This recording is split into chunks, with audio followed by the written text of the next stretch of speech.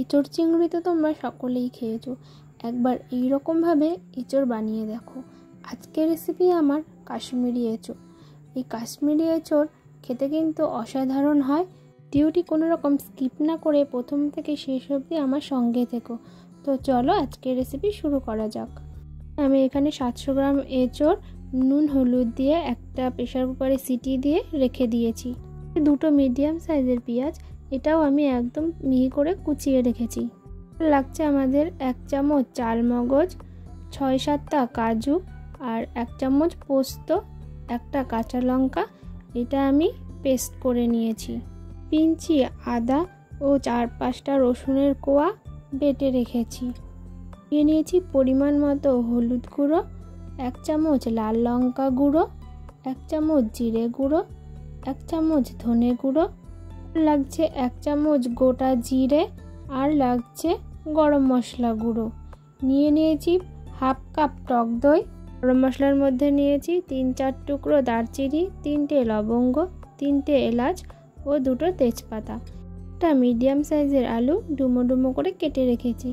এরপর একটা পাত্রের মধ্যে আমি দিয়ে দেবো হাফ কাপ পরিমাণ টক দই, 1 চামচ ধনে গুঁড়ো, 1 চামচ জিরে গুঁড়ো, দিয়ে দেবো আগে থেকে বেটে রাখা আদা রসুন বাটা, পরিমাণ মতো হলুদ গুঁড়ো, দিয়ে দেবো লাল লঙ্কা গুঁড়ো 1 চামচ।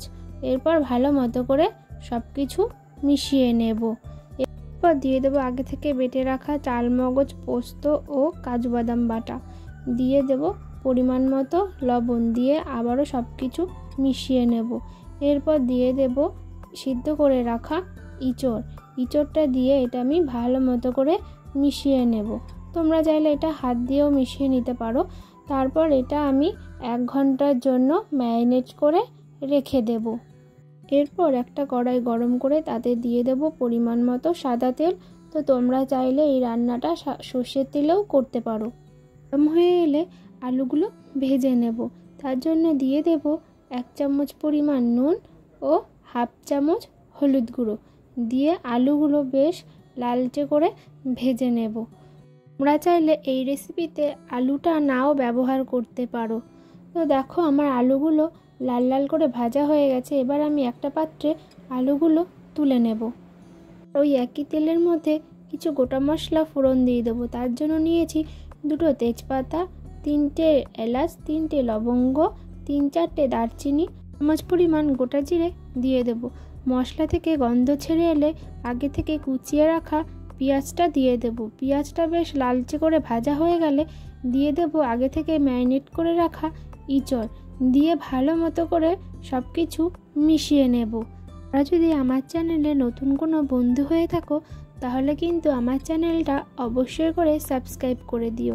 আর সাবস্ক্রাইব বাটনের পাশে যে বেল আইকন আছে ওটা কিন্তু অবশ্যই করে ক্লিক করে দিও। সব কিছু ভালো করে মিশিয়ে নেওয়ার পর তাতে দিয়ে দেব বাটি ধোয়া সামান্য পরিমাণ জল।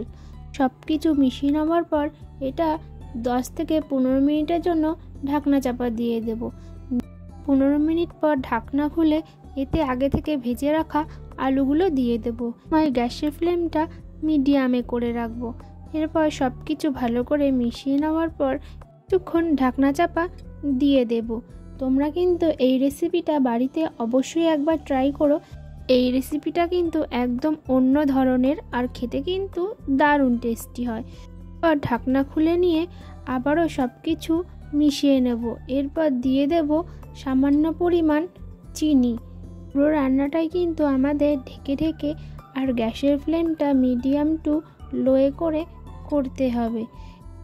নুনটা চেক করে নেবে, নুন কম হলে তাতে পরিমাণ মতো নুন দিয়ে দেবে। দিয়ে ভালো করে মিশিয়ে নিয়ে উপর থেকে গরম মশলা আর ঘি ছড়িয়ে কিছুক্ষণ ঢেকে রাখলেই আমাদের রেডি হয়ে যাবে কাশ্মীরি এঁচোড়। রেসিপিতে আমি কিন্তু সামান্য পরিমাণ জলের ব্যবহার করেছি। তো তোমরাও চেষ্টা করবে জলটা না দেওয়ার, বা দিলেও সামান্য পরিমাণ দেবে। তো দেখো আমাদের রেডি হয়ে গেছে কাশ্মীরি এঁচোড়। রেসিপিটি তোমরা গরম ভাত, রুটি, পরোটা, পোলাও বা ফ্রাইড রাইস সব কিছুর সাথে সার্ভ করতে পারবে। তো আজকের রেসিপিটি তোমাদের কেমন লাগলো অবশ্যই কিন্তু কমেন্ট করে জানাতে ভুলবে না। ভিডিওটি যদি তোমাদের ভালো লেগে থাকে তাহলে অবশ্যই করে লাইক, শেয়ার, সাবস্ক্রাইব করতে ভুলো না। তো আবারও দেখা হবে নতুন কোনো রেসিপির সাথে। যদি তোমাদের কাছে কোনো রিকোয়েস্টের রান্নার ভিডিও থাকে তাহলে কিন্তু অবশ্যই কমেন্ট করে জানিও। তো আজকের মতো বিদায় বন্ধুরা।